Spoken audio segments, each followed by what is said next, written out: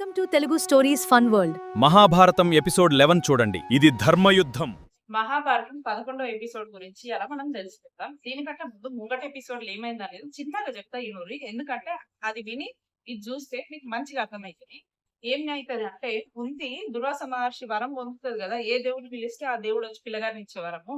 అట్లా కుంతి ఏం చేస్తుంది అంటే, టెస్ట్ చేద్దామని చూస్తుంది. సూర్య భగవాను పిలుస్తుంది, సూర్యుడు వస్తాడు, ఒక కొడుకుని ఇస్తాడు కర్ణుడిని. ఈమెకేమో లగ్నం కాకబాయి ఎట్లా పెంచుకోదు కదా, కొడుకుని ఒప్పుకోరు కదా ప్రజలు. ఆయనతో ఏం చేస్తుంది అంటే, ఆ పిల్లగాన్ని ఒక తట్టల శాల్వల వర్షి పువ్వులను పెట్టి పిల్లగాని వండబెట్టి ఆయనతో షేర్లు పెడుతుంది. ఓలన్న తీస్తారు నా పిల్లగాని అని. అట్లే సూర్యుని కూడా మొక్కుతుంది అన్నట్టు, దేవుడా నువ్వే కాపాడాలి నా కొడుకుని.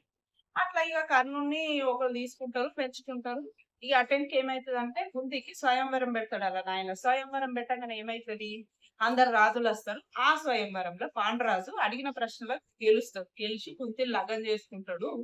ఇక అత్తగారింటికి తోలుకొస్తాడు. ఆమె ఏమైంది అనేది ఇవాళ తెలుసుకుందాం. కర్ణుడు పాండురాజు కుంతిదేవి ముంగటికి పోతుంటాడు కదా, ఆయనత అలా నాయన అతిరథ లోపలికి గుంచుతాడు. అద్దురా రారా నువ్వు అని అతిరథ అంటా ఉంటాడు. అబ్బా నాయన నన్ను పోనీ కదనే, రాజు రమ్మన్నాడు, నన్ను మెచ్చుకుంటాడట అని అడుగుతుంటాడు కర్ణుడు. క్షత్రియుల కంటే బాణాలేసుట్లా నువ్వు దుప్పోని అని తెలిస్తే ఊకుంటాడా చెప్పు? ఎన్నిసార్లు చెప్పినా నీకు, సూతుని కొడుకు బండ్లను నడిపి తనకి వనికొస్తాడు గాని యుద్ధాలకు కాదు రాజుకు కాదని చెప్పిన కదా అని అతిరథుడు బెదిరిస్తా ఉంటాడు. కాదే నాయన, మా రాజు మంచోడే, ఏమనడు, నన్ను చూడు నన్ను మెచ్చుకుంటాడు. ఒక్కసారి మారాని ముఖం చూడే, మా అమ్మ రాధమ్మ లెక్కనే ఉంది, నేను పోతనే నాయన అని అడుగుతాడు కర్ణుడు.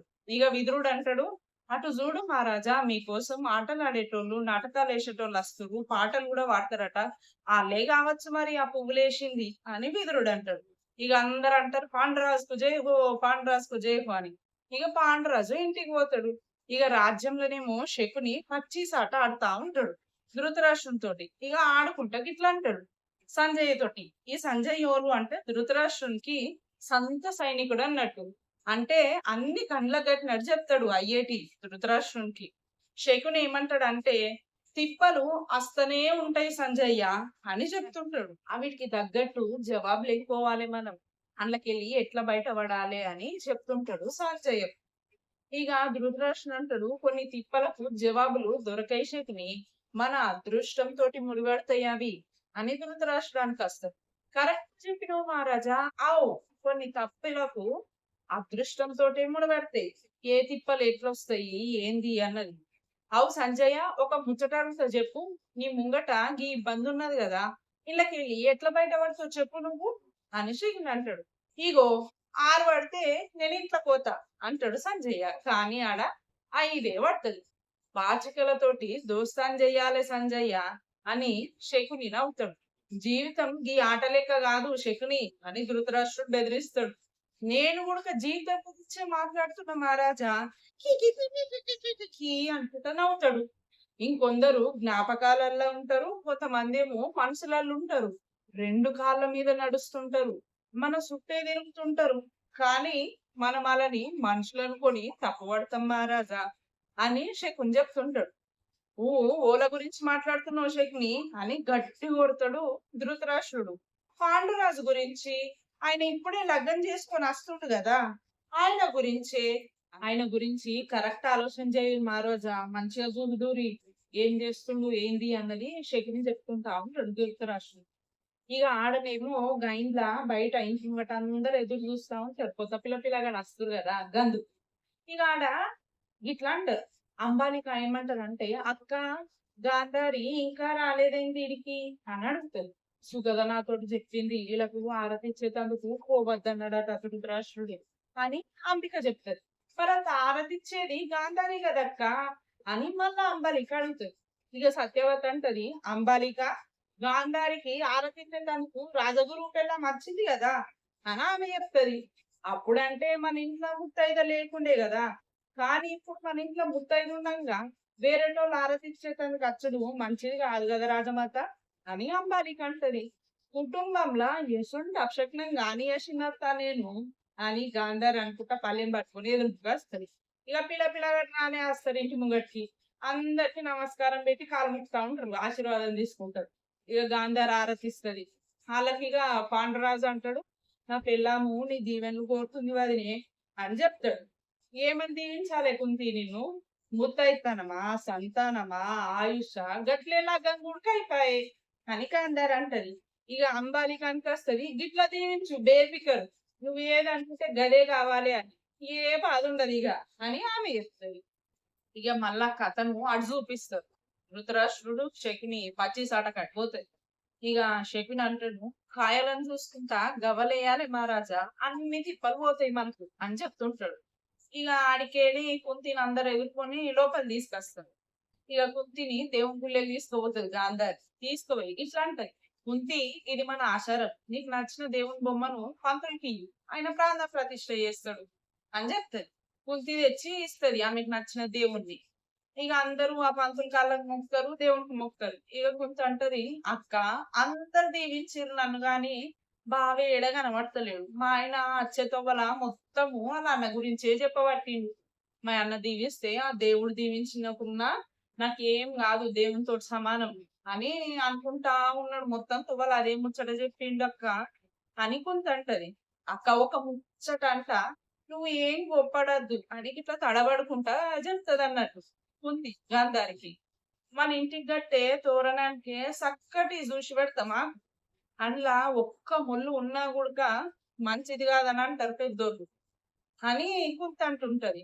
ఇంట్లో గసొంటి ముళ్ళు ఏం లేవు కుంతి, ఆయనకు తమ్ముడు అంటే మస్తు ఇష్టం, నీకు ఓళ్ళు చెప్పిరో గాని అదంతా అబద్ధం, ఏం కోపం లేదు మీ బావకు అని గాంధారి అంటది. అదంతా ఉట్టి పుకారే అని చెప్తా ఉంటది ఆమెకి. ఇక మళ్ళా ఆడనేమో ధృతరాష్ట్రుడు శకుని కాడ, శకుని ధృతరాష్ట్రునికి నూరి పోస్తా ఉంటాడు తమ్ముని మీద. మహారాజా యుద్ధాలల్లా కుట్రలే గెలుస్తాయి, ఏడైనా గవ్వే పని చేస్తాయి, మీకు తెలుసా? కుట్రలతోటి వాళ్ళకన్నా బాధ అయితే వాళ్ళు ఏమంటారంటే, ఏమో ప్లాన్ వేసిండు, ఏమో మద్దతు చేసిండు, మాయ చేసిండు అని అంటారు. గదే సంతోషం అయిందనుకో, అబ్బా ఏం చమత్కారం చేసిండు, మస్తు తెలివి చూపించిండ్రు అని అంటారు. జీవితం అనే ఆటల కరెక్ట్ గవ్వలేసి పాండురాజు గెలిచిండు. నాకు ఆయన అంటే మస్తు మండుతది. కానీ మనం అదంతా దాచి ఎంతో ప్రేమ ఉన్నట్టు నటించి పాండు నోడియాలి మహారాజా అని శకుని చెప్తా ఉంటాడు. ఇక అంతట్లకి పాండురాజు వస్తాడు. అటుకి రాగానే శకుని నమస్కారం పెట్టి ఇట్లా అంటాడు, ఇట్లనే నమస్కారం పెడతాడు అన్నాడు. మీ బావ నీ గురించే చెప్తుండు, మా తమ్ముడు ఎన్నడూ ఓడిపోలేడని చెప్తుండు, మస్తు బలము ధైర్యశాలి అని చెప్పుకుంటూ వస్తుండు అని శకుని అంటాడు. ఈ అన్న ఎదుర్కొన్నా నువ్వు రాలేవేంది, నేను మస్తు ఎదురు చూసిన నీ కోసం అని పాండురాజు అంటాడు. ఏ నేనే ఓనియలే మహారాజా, లాస్ట్ ఒక్క ఆట ఆడిపో బావా అని అన్న, అంతట్లకే మీ అన్న ఆగిండు అని శకుని చెప్తుంటా ఉంటాడు. నేను కూడా కిన్న శకుని నీకు ఈ ఆట అంటే మస్తు ఇష్టమట కదా అని పాండురాజు అంటాడు. కికి అని నవ్వుతుంటాడు శకుని. నవ్వుకుంటా ఆవు ఈ గవ్వలు నాకు ఇద్దరు వెళ్ళాలి లెక్క, నేను చెప్పినట్టింటాయి అని శకుని చెప్తుంటాడు. ఈ అన్న కుంతి నీ దీవెనలు తీసుకోవాలి అని చూస్తుంది అని పాండురాజు అడుగుతాడు.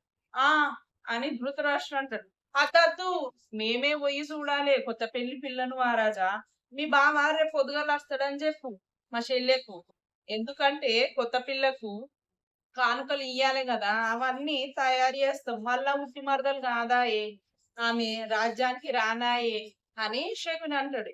సరే రేపు పొద్దుగలనే వస్తామే అన్న మరి మేము అని పాండురాజు అక్కడికి పోతాడు. అబ్బా నా పచ్చిసాట, నువ్వు ఉడక నేర్చుకుంటున్నావు కొంచెం కొంచెం మహారాజా అని కికి అని నవ్వుతుంటాడు శకుని. ఇక కుంతి ఆమె రూమ్ కి వస్తది. ఇక రూమ్ లోకి వచ్చి చూస్తా ఉంటది. ఇక ఆడ నీళ్ళల్లా తామర పువ్వు కనబడుతుంది. అది కూడా ఆయన కథ మళ్ళా యాదికి వస్తుంది, అలా దోస్తు చెప్పింది మొత్తం. ఇక పువ్వుని చూసుకుంటా గిట్లా అనుకుంటది, నేను మోసం చేసుకుంటా బతకలేను, ఎంబడే చెప్తా ఆయనకు నిజం. ఆ చేతో వాళ్ళ చెప్దామంటే సందే దొరకపాయి, ఏమన్నా గాని ఇవాళ ఖచ్చితంగా ఆయనకు నిజం చెప్తా అని అనుకుంటది తిక్కుంది. ఇక ఆడ మాట్లాడుకుంటారు అన్నట్టు. ఏడ రాధమ్మ అతిరథ ఇంటికి ఆడ చూపిస్తారు సీన్. ఇక ఏమంటారంటే, రాధమ్మ అంటది, అయ్యా మన కర్ణుని చూసి అందరూ చిత్రపోయారు కదా అని అంటుంటారు. ఇక అతిరథ అంటాడు, చిత్రమా కానీ రాధేయుడు సూతుని కొట్టుకని తెలిసినప్పుడు వాళ్ళ ఆనందం అంతా కోపం లెక్క మారుతుంది, నీకు తెలియదా రాధమ్మ, సూతులు బాణాలు వేయొద్దని మనం ముట్టి రథాలనే నడపాలే గంతే అని అతిరథ అంటాడు.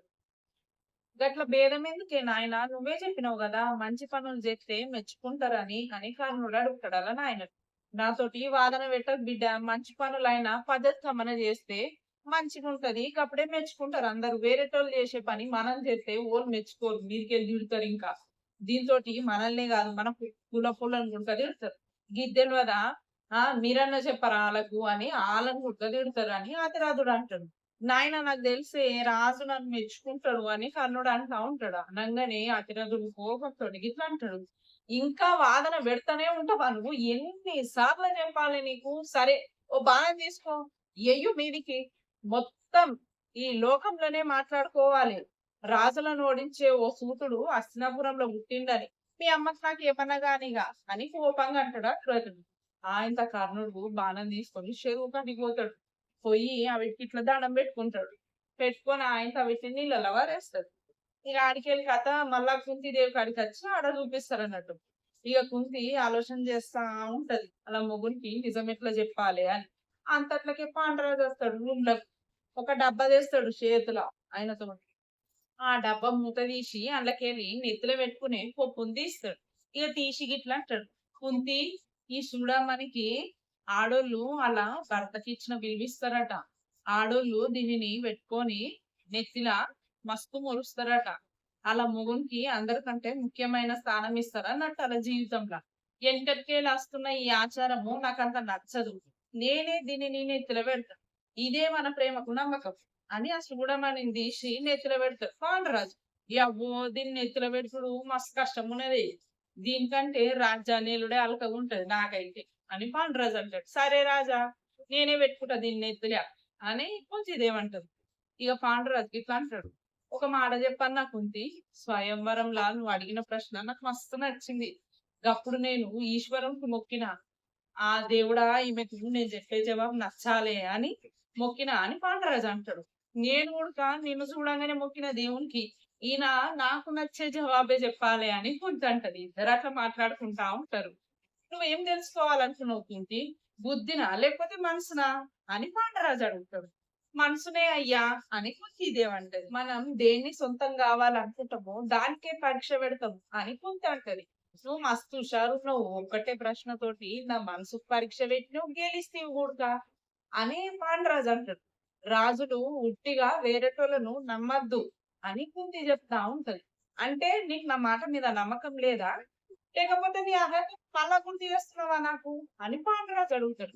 కాదయ్యా ముందుగల్లా నేను ఒక ముచ్చట చెప్తా నీకు, నువ్వే న్యాయం చెప్పాలి అని కుంతి అంటది. పెళ్ళాంని గెలవాలంటే ముందుగల్లా అన్ని పరీక్షలలో నెగ్గాలన్నట అని పెళ్ళైన వాళ్ళు చెప్తా ఉంటే నేను ఉటిగానే అనుకున్నా, నిజమే అన్నాడు. అంటే నేను ఇంకో పరీక్షలో గెలవాలనా చెప్పు ఏందది అని పాండురాజు అడుగుతాడు. ఇక కుంతి అంటది, అది అయ్యా ముచ్చట ఏందంటే అని ఆమె తడబట్టుకుంటూ చెప్తా ఉంటది. ఇక అనంగానే గంట సప్పుడు వినబడుతుంది ఇద్దరికి. పాండురాజు అంటాడు, ఆగో ఏమైతుంది ఈ రాత్రిలో గంట కొడుతుర్రు అంటే ఏదో ముచ్చట ఉందని. జల్దీ నేను రాజ్యసభకే పోవాలి కుంతి అని చెప్పిపోతాడు సభకు పాండురాజు. నువ్వు యుద్ధానికి పోరాదు పాండు, ఇప్పుడే లగ్గమైన నీకు అని సత్యవతి అంటది అచ్చుడచ్చుడుతోడే సభలకు. క్షమించు రాజమాత, నా సొంత ముచ్చట రాజ్యం కోసం అడ్డు అడద్దు అని, ఇట్లా యుద్ధానికి పోవాల్సి వస్తే ఖచ్చితంగా పోతా అని పాండురాజు చెప్తా ఉంటాడు. యుద్ధానికి నేను పోతా మహారాజా, యుద్ధం చేసేటానికి మస్తు సార్లు అవకాశాలు వస్తాయి. రాజా అనేటోడు ఏది ఆఖరి యుద్ధము కాదు కదా ఆయన జీవితానికి, గట్లా వస్తూనే ఉంటాయి కదా అని భీష్ముడు నచ్చ చెప్తా ఉంటాడు. అయితే తొలుత యుద్ధానికి విలుగుండదా పెదబాపు, పట్టాభిషేకమైన రాజు యుద్ధానికి పోకపోతే ప్రజలు ఏమనుకుంటారు, ఆ రాజు బలం గురించి డౌట్ పడరా? చెప్పే పెదబాపు, పాండు ఎంత జల్దీ అయితే అంత జల్దీ ఆయన శక్తిని బలాన్ని మన ప్రజలకు తెచ్చేటట్టు చెయ్యాలి. క్షమించే పెదబాపు, ఇది నా మనసులో మాట, తప్పు పట్టకుర్రి, గుడ్డోనే కావచ్చు కానీ యుద్ధ నీతి ఏందో తెలిసినోడిని, పాండును యుద్ధానికి పంపుర్రి అని ధృతరాష్ట్రుడు అంటాడు. అన్న మంచి మాటనే చెప్పిండే పెదబాపు, దోస్తులైన రాజులకు మనం సాయం చెయ్యాలి. అవతల రాజులు అనుకోవచ్చు నా గురించి, ఈ రాజు ఏం చేస్తాడు, ఈయనకేం బలం ఉంటది, కొత్తగా రాజు అయిండు మళ్ళా మొన్ననే లగ్గమాయే, ఈయనకేం తెలుస్తది యుద్ధం గురించి అని అనుకోవచ్చు. కానీ నేను గెలిచి చూపియాలి ఆళ్ళకు అని పాండురాజు అంటాడు. మరి కుంతి ముచ్చట ఆలోచన చేసినావా? ఆమె మనసు మస్తు ఏడుస్తది. ఎట్లా ఒప్పిస్తావు ఆమెను? అని సత్యవతి అడుగుతది. ఇక పాండురాజు పోతాడు కుంతి దగ్గర సభలకి. ఏమైందయ్యా? ఏమన్నా ఆపద ముచ్చటనా? అని కుంతి అడుగుతది. ఒకళ్ళకు సంతోషాన్ని ఇచ్చే ముచ్చట, ఇంకొకళ్ళకు బాధ పెట్టే ముచ్చట అని పాండురాజు అంటాడు. ఆలు మగలు వేరు కాదయ్యా, ఇద్దరు ఒకటే కదా. నీకు సంతోషమైతే నాకు కూడా సంతోషమే అయ్యా. చెప్పు ఏందా ముచ్చట అని అడుగుతది. దోస్తుల రాజ్యం మీద ఓలో కొట్లాటకొచ్చిరట్నే ఇప్పుడే పోవాలే నేను. రాజమాత పెద్ద బాపేమో అద్దంటురు నన్ను. కానీ ఇది నా బాధ్యత కదా, ఖచ్చితంగా పోవాలన్నాయే. నేను మాటిచ్చే ముంగట్నే నిన్ను అడిగేదుండే కానీ అని పాండవ చెప్పుకుంటూ వస్తాడు. కాదయ్యా, ఒక రాజు తీసుకునే నిర్ణయమే తీసుకున్నావు. ఈ హస్తినాపురం రాజు లెక్క ఇంకో నిర్ణయం తీసుకుంటే నేను మస్తు బాధపడుతుంది అని కుంతి అంటది. రాణి లెక్క నీకు సంతోషమే గాని పెళ్ళాం లెక్క నీ మనసును తెలుసుకోవాలనుకుంటున్నా నేను. నీకు నా మీద కోపం వస్తే నన్ను తిట్టే అధికారం ఉంది కుంతి. ఇది లగ్గమైనాక తొందరాత్రే మనకిట్లా దూరం వచ్చాయి. ఎంత బాధ అనిపిస్తుంది చెప్పు అని పాండురాజు అంటాడు. గ్రాణము ఎప్పుడైనా నిండు పుణ్యంకే వస్తదయ్యా. అది ఇడిచినాక ఆ చంద్రుడే మస్తు వెలుగునిస్తాడు, ఎంతో అందంగా కనబడతాడు. నీకోసం నేను ఎదురు చూస్తా, ఎప్పుడు పోతావయ్యా అని కుంతి అడుగుతుంది. ఇప్పుడే వెళ్ళాలి, తొలితరాత్రి చేసుకొని మబ్బలకెళ్ళి పోవచ్చు గాని అది నా బలహీనత అనుకుంటారు కుంతి. ఒక్కసారిగా మచ్చ నా మీద పడ్డదనుకో ఏళ్ళ కాలం ఉంటది ఇక అని పాండురాజు అంటాడు. నేను నీకు బలాన్ని కావాలని వచ్చినయ్యా, బలహీనతను కాదు. పట్టప్రాణిని నేను చెప్తున్నా, నువ్వు ఖచ్చితంగా గెలిచి జల్ది మరుతావు, ఆ నమ్మకం నాకు ఉన్నది అని చెప్పి ఇక ఆరతిచ్చి బొట్టు పెట్టబోతుంటది. ఆయన చేతుల నల్లదారం పట్టుకుంటది కదా, అది కింద పడుతుంది. పడంగానే ఇక పాండురాజు అడుగుతాడు, నువ్వు ఏదో చెప్దాం అనుకుంటున్నావు కుంతి, ఏంటది అని అడుగుతాడు. లేదయ్యా, మీరు చల్లగా ఉండాలని కోరుకుంటా నేను ఎప్పుడు. విజయీ భవ, మధురాపురి నుంచి గెలుపుతోటే రావాలి నువ్వు. నేను నీ కోసము ఎదురు చూస్తా ఉంటీడా అని కుంతి చెప్తాడు. ఇక పాండురాజు పోతాడు, గుర్రబండి ఎక్కుతాడు. ఇక కుంతి ఏడుస్తా ఉంటది పోయి చూస్తుంటా. కొన్ని నెలలు అయినాక అని చూపిస్తారు మనకు ఆ ఎపిసోడ్ లా. కుంతి దగ్గరికి కొన్ని నెలలు అయిన తర్వాతకి ఇక గాంధార వస్తది. అచ్చి గిట్లా అంటది, మొగుని కోసం ఎదురు చూసుడు అన్నది పెళ్ళాం బాధ్యత కుంతి, దీన్ని వరమనుకో, శాపంగా కాదు అని గాంధార్ చెప్తది.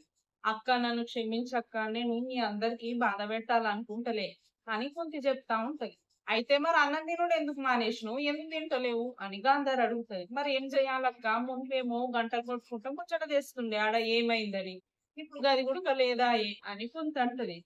ఏం చెప్తలేరంటే ఆడ కుంతి చెప్పే ముచ్చట ఏం లేదని అర్థం. గట్లే ఏం తిప్పలు ఉన్నాయన్న ముచ్చట కూడా తెస్తలేరు కదా, ఏం లేదు కదా అని గాంధార్ అంటది. కానీ నా చెవులు ఆ గంటల సప్పుడు కోసమే ఎదురు చూస్తున్నాయి అక్క, ముచ్చట ఎప్పుడు వస్తదని అని కుంతి అంటది. జల్దీ ముచ్చట అందుతుంది మనకు, అది కూడా మంచి ముచ్చటనే. మా పాండురాజు మీద నాకు నమ్మకం ఉన్నది కుంతి అని గాంధార్ చెప్తుంటది. ఇక అంతట్లకే గంటలు మోగుతాయి, దన్నా దన్నా దన్నా మోగుతాయి. కుంతి మస్తు భయపడుతుంది, ఇక గజగజ అరుస్తది. హస్తినాపురానికి ఏం ముచ్చట పట్టుకొచ్చారు, పాండురాజు గురించి ఏం తెచ్చారు, అది మంచి ముచ్చట్నా బాధపడేదా? కుంతి సంతోషపడుతుందా, ముచ్చటిని ఏడుస్తుందా? యుద్ధంలా పాండురాజు గెలిచిందా ఓడిందా? గెలిస్తే ఆయనతోటి ఏం తీసుకొచ్చిండు రాజ్యానికి? మధురరాజు ఏం గానికి ఇచ్చిండు పాండురాజుకు అనేది మనం తర్వాత ఎపిసోడ్ లో తెలుసుకుందాం. మస్తు మంచిగా ఉంటది, అస్సలు మిస్ కాకూరి. ఈడికెళ్ళి ప్రతి ఒక్క ఎపిసోడ్ సూపర్ ఉంటది. ఈడికెళ్ళి కథ మొదలు చూడు, ఇంకా చాలా బాగుంటది. కొడుకులు గుడ్లు, వాళ్ళ పెళ్లి, పాండురాజు వనవాసం అన్ని మొదలైతే ఈడికెళ్ళి. ఈ వీడియో మీకు నచ్చితే లైక్ చేయండి. మహాభారతం తెలంగాణ యాసలు చెప్పుడు మొదలు పెట్టిన ఎట్లా చెప్పినా ఏంది అన్నది మీ అభిప్రాయం మాత్రం నాకు కామెంట్ లో పెట్టండి. మీ ఒక్క అభిప్రాయం నాకు ఎంతో ఉత్సాహాన్ని ఆరాటాన్ని ఇస్తుంది. అస్సలు మరవకురి. మన ఛానల్ పేరు Telugu stories fun world. Please subscribe చేయండి. చూడు.